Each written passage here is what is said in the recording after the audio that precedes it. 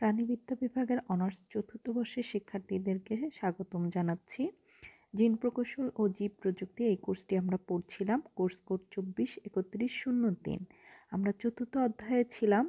চতুর্থ অধ্যায়ের আমরা ভেক্টর এই টপিক্সটির মধ্যে আমরা দুটো ভাগে ভাগ করেছিলাম। একটা হচ্ছে ক্লোনিং ভেক্টর আর একটা হচ্ছে এক্সপ্রেশন ভেক্টর। ক্লোনিং ভেক্টর সম্পর্কে আমরা ডিটেলস পড়েছি।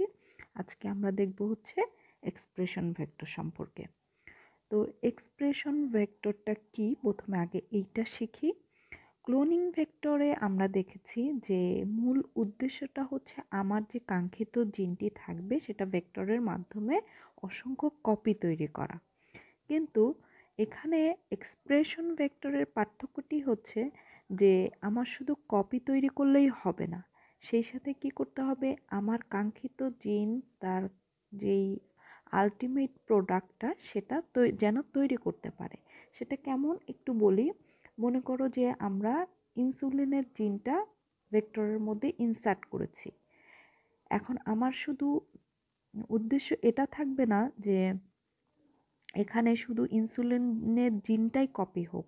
আমার মূল উদ্দেশ্য থাকবে যেন ওই ভেক্টরটি ইনসুলিন উৎপাদনও করতে পারে, সেই ধরনের ক্ষমতা যেন তার থাকে। এরকম ক্ষমতা সম্পন্ন যেই ভেক্টরগুলো তাদেরকে বলা হয় হচ্ছে এক্সপ্রেশন ভেক্টর। অর্থাৎ জিনটি যেন তার কাঙ্ক্ষিত প্রোটিনটি তৈরি করতে পারে, এরকম গুণসম্পন্ন ভেক্টরগুলোকে বলা হচ্ছে এক্সপ্রেশন ভেক্টর। তো আমরা পড়ে এসেছি যে ডিএনএ সেন্ট্রাল ডগমাতে যে ডিএনএ থেকে ডিএনএ তৈরি হলে সেটা হচ্ছে রেপ্লিকেশন, তারপরে আছে হচ্ছে ডিএনএ থেকে এমআরএনএ তৈরি হয় ট্রান্সক্রিপশন, এবং এমআরএনএ থেকে প্রোটিন তৈরি হয় ট্রান্সলেশন। তার মানে এই আগের ক্লোনিং ভেক্টরে শুধু হচ্ছে আমার ডিএনএ থেকে ডিএনএ বা অর্থাৎ জিন থেকে জিনটাই কপি হওয়াটাই মূল উদ্দেশ্য। এখানে কোন প্রক্রিয়া পর্যন্ত আসতে হবে? ট্রান্সলেশন প্রক্রিয়া পর্যন্ত আসতে হবে। অর্থাৎ এই ভেক্টরগুলোর মধ্যে ট্রান্সলেশন সম্পূর্ণ হতে পারে এমন সিকোয়েন্সগুলো থাকতে হবে। তো আমরা দেখি একটি এক্সপ্রেশন ভেক্টরের ভেতরে কি কি উপাদান বা অংশ থাকতে হবে। তো এখানে যদি আমরা প্রথম যে অংশটা দেখব সেটা হচ্ছে অরিজিন অফ রেপ্লিকেশন। রেপ্লিকেশন মানেই আমরা জানি যে সেটার হুবহু কপি তৈরি করতে হবে। অর্থাৎ এই এক্সপ্রেশন ভেক্টরের মধ্যে কপি তৈরি করার ক্ষমতা অবশ্যই থাকতে হবে, যেটা অরিজিন অফ রেপ্লিকেশন এই অংশে পাওয়া যাচ্ছে। এরপরে যেটা সেটা হচ্ছে প্রোমোটার। প্রোমোটার কি জিনিস? যে ট্রান্সক্রিপশন তোমরা যখন পড়েছো তখন আমরা একটা ওয়ার্ড বলেছিলাম টাটা বক্স, এটা হচ্ছে এক ধরনের প্রোমোটার। ঠিক তেমনই ট্রান্সক্রিপশনের জন্য ল্যাক প্রোমোটার আছে, এটা ছাড়াও আরও অনেক ধরনের প্রোমোটার আছে, যেমন উদ্ভিদের ক্ষেত্রে নেপোলাইন সিনথেটেস, তারপরে মোনোপাইন সিনথেটেস, তারপরে 35S RNA, পলিহেড্রিন, এরকম অসংখ্য প্রোমোটার থাকতে হবে। আমি কোন ধরনের উদ্ভিদে বা পতঙ্গে বা কার ভেতরে এটা ঢোকাবো সেটার উপরে ডিপেন্ড করে সাধারণত এই ধরনের প্রোমোটারগুলো এখানে থাকে। এইখানে আমরা যদি দেখি, এই যে আমরা দেখতে পাচ্ছি রেড মার্কের যে টিক চিহ্নটা, সেটা ইনডিউসিবল প্রোমোটার এখানে থাকবে। তারপরে কি থাকতে হবে? ওই যে আমার তো কি ডিএনএর জিন থেকে আমার ট্রান্সক্রিপশন হতে হবে, অর্থাৎ এমআরএনএ তৈরি হবে, তারপরে গিয়ে আমার প্রোটিন তৈরি হবে। তাহলে অবশ্যই কি অংশ থাকবে? ট্রান্সক্রিপশন। প্রোমোটার তো শুরু করলো ট্রান্সক্রিপশনটা, তাহলে ট্রান্সক্রিপশন শেষ হওয়ার জন্য একটা অংশ থাকবে, এই যে ট্রান্সক্রিপশন স্টপ সাইট থাকতে হবে। আর কি থাকতে হবে? আরেকটা, এই ওয়ার্ডটা তোমাদের জন্য নতুন, সেটা হচ্ছে শাইন-ডালগার্নো সিকোয়েন্স। এই সিকোয়েন্সটা হচ্ছে এমন একটা সিকোয়েন্স যেটা হচ্ছে যে প্রোটিন তৈরির জন্য আমরা জানি যে এমআরএনএটা রাইবোজোমের সাথে বাইন্ডিং করতে হয়। তো এক্ষেত্রে রাইবোজোমের সাথে বাইন্ডিং করার জন্য যারা প্রোক্যারিওটস তাদের ক্ষেত্রে এই এসডি বা শাইন-ডালগার্নো সিকোয়েন্সটা থাকে, যেই অংশে রাইবোজোম বাইন্ড করতে পারে এমআরএনএর সাথে। আর যদি ইউক্যারিওটস হয় তাহলে তাদের ক্ষেত্রে কোজাক কনসেনসাস এই ধরনের একটা অংশ থাকে। তাহলে এখানে এটা হচ্ছে শাইন-ডালগার্নো সিকোয়েন্স, এই প্রোমোটারের পরের অংশেই সাধারণত এটা থাকে। এখন ট্রান্সক্রিপশনের পরে আমার পরবর্তী ধাপ হচ্ছে ট্রান্সলেশন। তাহলে অবশ্যই ট্রান্সলেশন শুরুর কোডন AUG থাকবে এবং অবশ্যই ট্রান্সলেশন সমাপ্ত হওয়ার জন্য সমাপ্তিকরণ কোডন থাকবে। এটা ছাড়া আরও এই থাকবে একটা সিলেক্টেবল মার্কার, অর্থাৎ আমার কাঙ্ক্ষিত জিনটা যেন এর ভেতরে ঢুকেছে কি ঢুকে নাই সেটা জানার জন্য একটা সিলেক্টেবল মার্কার থাকতে হবে। এখানে অ্যাম্পিসিলিন রেজিস্ট্যান্স বা টেট্রাসাইক্লিন রেজিস্ট্যান্স এরকম একটি সিলেক্টেবল মার্কার আছে। এই দুটো কি জিনিস এটা তো আমরা আগেই শিখেছি ভেক্টরের বৈশিষ্ট্যের ক্ষেত্রে। আর এই অংশে আমরা ঢোকাতে পারি আমার জিন অফ ইন্টারেস্ট, অর্থাৎ আমি কী ধরনের জিন এখানে রাখতে চাচ্ছি সেটা। আর আছে একটা পলি অ্যাডিনাইলেশন সাইট। এইটা কি জিনিস, আমার যে প্রোটিনটা তৈরি হওয়ার পরে প্রোটিনটা যেন স্ট্যাবল থাকে, সেটা যেন নষ্ট হয়ে যেতে না পারে বা অন্য কোনো কিছুর সাথে বাইন্ড করতে না পারে, সেটা যেন তার অস্তিত্ব টিকিয়ে রাখতে পারে। এজন্য কি হবে, ওই প্রোটিন উপাদানের সাথে বা প্রোটিনের যেই পলিনিউক্লিওটাইড চেইনটা তৈরি হয় সেখানে পলি অ্যাডিনাইলেশন বা অ্যাডিনিন যুক্ত হয়ে প্রোটিনটাকে স্ট্যাবল করে দেয়। আর একটা কি থাকে, এন টার্মিনাল সিকোয়েন্স বলে আর একটা অংশ থাকে, যেটা হচ্ছে প্রোটিনটাকে পিউরিফিকেশন, মানে আমার কাঙ্ক্ষিত প্রোটিনটা কোথায় আছে সেটা জানার জন্য একটা অংশ, যেটা এন টার্মিনাল হিসাবে নামকরণ করা হয়ে থাকে। আচ্ছা, এখন আসি আমরা হচ্ছে এই এক্সপ্রেশন ভেক্টরের প্রকারভেদ নিয়ে। দুই ধরনের হতে পারে, একটা হচ্ছে মিশ্র প্রোটিন সংশ্লেষণকারী, আর একটা হচ্ছে বিশুদ্ধ কাঙ্ক্ষিত প্রোটিন সংশ্লেষণকারী। দেখো, নাম দেখেই আমরা বুঝতে পারছি মিশ্র, তার মানে এখানে দুই ধরনের উপাদান প্রোটিন থাকবে। আর যেটা বিশুদ্ধ সেখানে শুধুমাত্র কি থাকবে, আমার কাঙ্ক্ষিত প্রোটিনটাই আমরা পাবো। তো আমরা একটু গঠনটা দেখি, তাহলে জিনিসটা আমাদের জন্য আরও অনেক ক্লিয়ার হবে। সেটা কেমন দেখি, এটা মনে করি যে আমরা একটা ডিএনএর অংশ, মানে ভেক্টরের একটা ডিএনএর খণ্ড, এটা গোলাকৃতির থাকে, বাট আমরা এটা বোঝার সুবিধার জন্য আমরা একটা লং সিকোয়েন্স হিসাবে ধরি। তো প্রথমে প্রোমোটার আমরা শিখে এসেছি যে প্রোমোটার রিজন থাকবে। তারপরে এখানে আমার ভেক্টর, মানে আমি যেই ভেক্টরের মধ্যে আমার কাঙ্ক্ষিত জিনটা ঢোকাবো ওই ভেক্টরের কিছু জিন, যেটা ট্রান্সক্রিপশন হতে পারে, ট্রান্সলেশন হতে পারবে, এরকম অংশ থাকবে। আর এখানে থাকবে আমার কাঙ্ক্ষিত জিন এবং শেষে থাকবে হচ্ছে সমাপ্তি কোডন। এই মিশ্র প্রোটিন সংশ্লেষণকারী যে ভেক্টরটা, এখানে যেটা হয়ে থাকে যে ট্রান্সক্রিপশন বা ট্রান্সলেশন শুরু হওয়ার জন্য যে সিকোয়েন্সটা সেটা থাকে হচ্ছে ভেক্টর জিনের সিকোয়েন্স, কিন্তু ট্রান্সলেশন এবং ট্রান্সক্রিপশন স্টপ হওয়ার জন্য যে সিকোয়েন্সটা সেটা থাকে হচ্ছে কাঙ্ক্ষিত জিনের সিকোয়েন্স। এইটুকু মাথায় রাখবা, দুটোর পার্থক্যের ক্ষেত্রে এটা খুব ইম্পর্টেন্ট একটা পয়েন্ট। তো ট্রান্সক্রিপশন যখন হবে তখন অবশ্যই এমআরএনএ তৈরি হয়, এটা মনে করলাম একটা এমআরএনএ। তো এমআরএনএর ক্ষেত্রে যদি আমরা দেখি যে এমআরএনএ কিসের সাথে বাইন্ড করে, রাইবোজোমের সাথে বাইন্ড করে। আর রাইবোজোমের সাথে বাইন্ড করতে হলে অবশ্যই একটা সিকোয়েন্স লাগবে, আমরা একটু আগে শিখে আসলাম, সেটা হচ্ছে এসডি সিকোয়েন্স বা শাইন ডেলগার্নো সিকোয়েন্স। এবং এ ট্রান্সলেশন শুরু হওয়ার জন্য ইউজি, যেটা শুরুর কোডন বলে থাকি আমরা, সেটা থাকবে। আর এর ফলে এই যে গোলাপি কালার এবং সবুজ কালার দুটো কিসের, গোলাপি কালারটা হচ্ছে ভেক্টর জিনের এমআরএনএ আর গ্রিন কালারটা হচ্ছে কাঙ্ক্ষিত জিনের এমআরএনএ। এর জন্য এই দুটোকে একসাথে বলা হচ্ছে সংকর এমআরএনএ। এর পরের ধাপে হবে ট্রান্সলেশন। তো ট্রান্সলেশনে কি তৈরি হয়, প্রোটিন তৈরি হয়। তাহলে দুই ধরনের প্রোটিন তৈরি হবে, এজন্যই কিন্তু মিশ্র প্রোটিন। একটা কিসের প্রোটিন তৈরি হবে, আমরা দুটো কালার দেখেই খুব ইজিলি বুঝতে পারছি যে গোলাপি কালারটা হচ্ছে ভেক্টর জিনের প্রোটিন আর হচ্ছে সবুজ কালারটা হচ্ছে কাঙ্ক্ষিত জিনের প্রোটিন। এবং এফমেট শুরুতেই আমরা জানি, প্রোটিন ট্রান্সলেশনের শুরুতে এফমেটটা এরকম একটা অংশ থাকে। তো সেক্ষেত্রে আমাদেরকে এখন আমার তো আর ভেক্টর জিনের প্রোটিনটা প্রয়োজন না, প্রয়োজন হচ্ছে যেটা আমার কাঙ্ক্ষিত জিন তার প্রোটিন। সেজন্য কি করতে হবে, এটাকে ভেঙে ফেলতে হবে। তাহলে এই সংযুক্ত আমিষ থেকে আমার দুটোকে আলাদা করতে হবে। আলাদা করলে আমরা কি পাবো দেখি, সংযুক্ত আমিষের খণ্ডায়ন হয়ে আমরা ভেক্টর আমিষ পাবো এবং কাঙ্ক্ষিত আমিষটাকে আলাদা করতে পারবো। তাহলে আমরা এভাবে আমার যেই এক্সপ্রেশন ভেক্টর মিশ্র সেটার থেকে এভাবে পেতে পারি। আর বিশুদ্ধর ক্ষেত্রে আমার পার্থক্য হচ্ছে এখানে কোনো ভেক্টর জিনের এমআরএনএ বা ট্রান্সলেশন প্রক্রিয়া সম্পূর্ণ হবে না। সেক্ষেত্রে দেখো এই আগেরটার সাথে তুলনা করো, তাহলে দেখো যে কালো অংশটুকু আছে, ব্লু কালার আছে। ব্লু কালার তো প্রোমোটার, সেটা আগেই আমরা বুঝতে পেরেছি, কিন্তু গোলাপি অংশটা নাই, অর্থাৎ ভেক্টরের ওই জিন অংশটুকু নাই এখানে। প্রোমোটার, তারপরে হচ্ছে কাঙ্ক্ষিত জিন এবং শেষে হচ্ছে সমাপ্তি কোডন।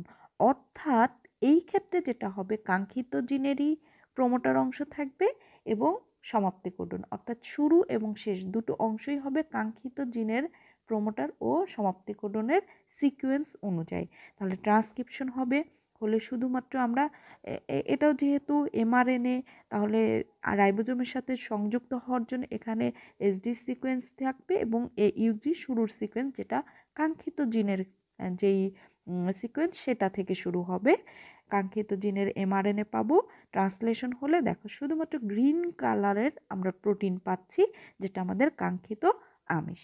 এবং এক্ষেত্রে অবশ্যই বিশুদ্ধ কাঙ্ক্ষিত প্রোটিন সংশ্লেষণকারী যেই এক্সপ্রেশন ভেক্টর, সেটাই আমাদের জন্য বেশি উপযোগী, কারণ এক্ষেত্রে আমাদেরকে আর কোনো কিছু আলাদা করতে হচ্ছে না, সরাসরি আমরা কাঙ্ক্ষিত প্রোটিনটা পেয়ে যাচ্ছি।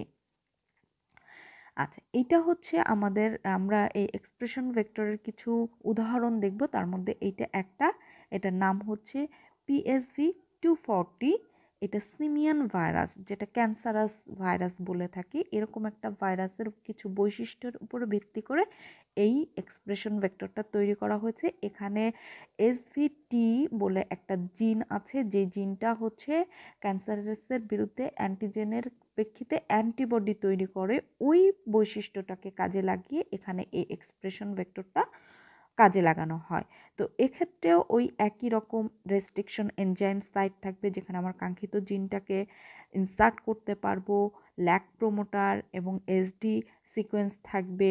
এই যে আমি বলেছি যে আমার কাঙ্ক্ষিত জিনটা যেটা আমরা এখানে কাজে লাগাবো, সেটা হচ্ছে SV40T অ্যান্টিজেন। এই জিনটাকে এখানে আমার কাজে লাগাতে হবে। এবং আরও একটি রেস্ট্রিকশন এনজাইম সাইট আছে, যেটাকে বলা হচ্ছে HIND3। তাহলে এটা একটা আমরা পড়লাম, PSV240 একটা হচ্ছে এক্সপ্রেশন ভেক্টর এবং অ্যামসিলিন রেজিস্ট্যান্ট মার্কার হিসাবে যেটা ব্যবহার করা হয়, এটাও এখানে পাওয়া যাবে। সেকেন্ড আমরা যেটা দেখব, সেটা হচ্ছে ফুলকপির মোজাইক ভাইরাস ভেক্টর বা ক্যাম্পভি ভেক্টর বলা হয়। এই ক্ষেত্রে আমরা যেটা দেখব, এটা হচ্ছে টোটাল এর সাইজটা হচ্ছে 8024 বেস পেয়ারের একটা ভেক্টর। এখানে উচ্চতর উদ্ভিদে এক্সপ্রেশনে সক্ষম, তার মানে ইউক্যারিওটস যেসব উদ্ভিদ আছে সেখানে এই ভেক্টরটা আমার কাঙ্ক্ষিত জিনের এক্সপ্রেশন করতে সক্ষম। তারপরে এখানে ওভারল্যাপিং সিকোয়েন্স আছে এবং কি হয় সেক্ষেত্রে, যে দুটো স্ট্যান্ড থাকে, এটা একটা দ্বিতন্ত্রী অর্থাৎ ডাবল স্ট্যান্ডার্ড একটা ভেক্টর। তো ডিএনএর অংশ থাকে একটা স্ট্যান্ডে, এই পুরা জিনের মধ্যে মানে জিনোমের মধ্যে এর 6টি জিন থাকে। এবং ওই যে বললাম যে এরা পোষক কোষের মধ্যে ডিএনএর লাইসিস ঘটায় না, আর ওই যে ওভারল্যাপিং যে সিকোয়েন্সটা থাকে, এটা মূলত একটা স্ট্যান্ডে এদের একটা ফাঁকা অংশ থাকে, গ্যাপ থাকে, আর অপর স্ট্যান্ডে দুটো ফাঁকা অংশ থাকে এবং এই ফাঁকা অংশের কারণে এখানে একটা ওভারল্যাপিং সিকোয়েন্সের সৃষ্টি হয়ে থাকে। তো ফুলকপির মোজাইক ভাইরাস ভেক্টর এক্ষেত্রে উচ্চতর উদ্ভিদের এক্সপ্রেশনের ক্ষেত্রে এটা সক্ষম, খুবই গুরুত্বপূর্ণ। আর লাইসিস হয় না, সেক্ষেত্রে আমরা তো লাইসোজেনিক লাইটিক সাইকেল পড়ে এসেছি, ওই বৈশিষ্ট্যটাকে এখানে সহজেই কাজে লাগানো সম্ভব। এটা ছাড়া আরও কিছু আছে, ব্যাকুলোভাইরাস পতঙ্গ কোষের ভেক্টর। এক্ষেত্রে যেটা করা হয়ে থাকে, দেখো পলিহাইড্রিন জিনটাকে প্রতিস্থাপন করা হয়।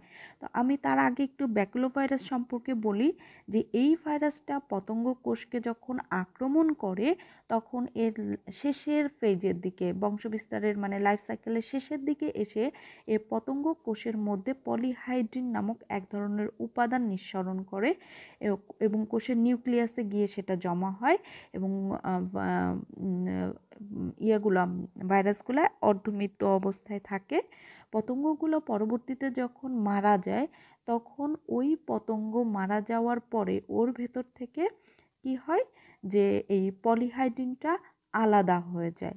অর্থাৎ পলিহাইড্রিন জিনটাকে যদি আমরা প্রতিস্থাপন করতে পারি আমার কাঙ্ক্ষিত জিন দিয়ে, এবং এই ক্ষেত্রে সাধারণত পেস্টিসাইডগুলো ব্যবহার করা হয়। সেটা কীরকম, পলিহাইড্রেট জিনটাকে যদি আমি পেস্টিসাইড জিন দ্বারা আমার পেস্টিসাইড তৈরি করে এরকম, মানে জীবাণু মারতে ব্যবহৃত হয় এমন কিছু উপাদানের জিন যদি ওখানে আমি ইনসার্ট করি, তাহলে ভাইরাস কী করবে, পলিহাইড্রিনের জায়গায় সে কি তৈরি করবে, ওই পেস্টিসাইডের যে উপাদানটা সেটা আমার তৈরি করে পতঙ্গটাকে মেরে ফেলবে।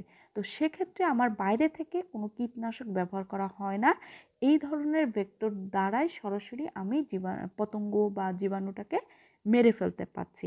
এজন্য এরা বায়োপেস্টিসাইড হিসাবে এই ধরনের ভেক্টরগুলোকে ব্যবহার করা যায়। আরও কি আছে, অ্যাডিনো ভাইরাস ভেক্টর, স্তন্যপায়ীর দেহে ভেক্টর হিসাবে এটা ব্যবহার হয় এবং সাধারণত জিন থেরাপিতে এই ধরনের ভেক্টরগুলোকে ব্যবহার করা হয়ে থাকে। নেক্সট আর একটা আসি, Ti plasmid vector. Ti plasmid vector কী জিনিস, এটা আমরা ক্লোনিং ভেক্টরের ক্ষেত্রে পড়েছি যে টিউমার সৃষ্টিকারী যে ভেক্টরগুলা, তো টিউমার তৈরি করে সেক্ষেত্রে শুধু কপি তৈরিটা ছিল আমার ক্লোনিং ভেক্টরের ক্ষেত্রে, কিন্তু এই ক্ষেত্রে আমার যেই এক্সপ্রেশন টিআই প্লাজমিড এক্সপ্রেশন ভেক্টরটা থাকবে, আমাদের টার্গেটটা থাকবে যে অবশ্যই ওই কোষটা শুধু কপি তৈরি করবে না, তার সাথে সাথে সে যেন কাঙ্ক্ষিত জিনের যে বৈশিষ্ট্য সেটাও যেন এক্সপ্রেস করতে পারে। সেক্ষেত্রে যদি আমরা দেখি টিউমার সৃষ্টির মাধ্যমে এরা কাজ করবে এবং সাধারণত দ্বিবীজপত্রী উদ্ভিদে এরা এক্সপ্রেশন ভেক্টর হিসাবে কাজ করে। সিম জাতীয় যে লিগিউম তৈরি করে, শিকড়ের গোড়াতে এরা নডিউল তৈরি করে, এজন্য সাধারণত দ্বিবীজপত্রী উদ্ভিদে এই ধরনের ভেক্টরগুলা এক্সপ্রেশনে সক্ষম। আর আরেকটা আছে যেটা হচ্ছে ট্রান্সপোজেন ভেক্টর, এটা সাধারণত ভুট্টা, গম এই ধরনের ক্ষেত্রে ট্রান্সপোজন জিনটাকে ব্যবহার করা হয়ে থাকে। তার মধ্যে ডিএস, এএসি, মূল এই ধরনের জিনগুলোকে ব্যবহার করে এই ভেক্টরগুলোকে কাজে লাগানো হয়। এবং ড্রসোফিলার ক্ষেত্রে, প্রাণীর ক্ষেত্রে পি এলিমেন্টের উপাদান হিসাবে এই ট্রান্সপোজন ভেক্টরটা ব্যবহার করা হয়ে থাকে। এটা গেল। এইটা ছাড়াও আমরা যেটা দেখব আরেকটা ভেক্টর আছে প্রকারভেদে, সেটা হচ্ছে শাটল ভেক্টর। তো শাটল ভেক্টরের ক্ষেত্রে আমরা এটা ওই যে PBR322 যে বিন্যাসগুলো ছিল মোটামুটি সব বিন্যাসই এখানে থাকবে। তবে শাটল ভেক্টরের পার্থক্যটা কি, এটা আমরা তো এতক্ষণ এক্সপ্রেশন ভেক্টর বললাম, তারপরে হচ্ছে ক্লোনিং ভেক্টর বললাম। এক্সপ্রেশন ভেক্টরের ক্ষেত্রে আগে যতগুলো আমরা দেখে এসেছি সেগুলো হচ্ছে স্পেসিফিক একটা ভেক্টর একটা উদ্ভিদ বা প্রাণীর ক্ষেত্রে দেহেই এক্সপ্রেস করতে পারছে বা কোষে এক্সপ্রেস করতে পারছে। কিন্তু শাটল ভেক্টরগুলো এমনভাবে তৈরি করা হয়, এরা একাধিক পোষক কোষে, মানে একটা ভেক্টরই একাধিক পোষক কোষে এক্সপ্রেস করতে সক্ষম। যেমন আমি যে ভেক্টরটা দিলাম সেই ভেক্টর যদি ইউক্যারিওটস মানে উচ্চতর উদ্ভিদে এক্সপ্রেশন করতে সক্ষম, একই সাথে সে প্রাণীতেও যদি এক্সপ্রেশন করতে সক্ষম হয়, তাহলে এই ধরনের ভেক্টরকে আমরা বলছি হচ্ছে শাটল ভেক্টর। অর্থাৎ একাধিক পোষকে এদের মানে এই ভেক্টর কাজ করতে সক্ষম। তো আমরা দেখি একটা উদাহরণ হিসাবে কি কি উপাদান এর থাকবে।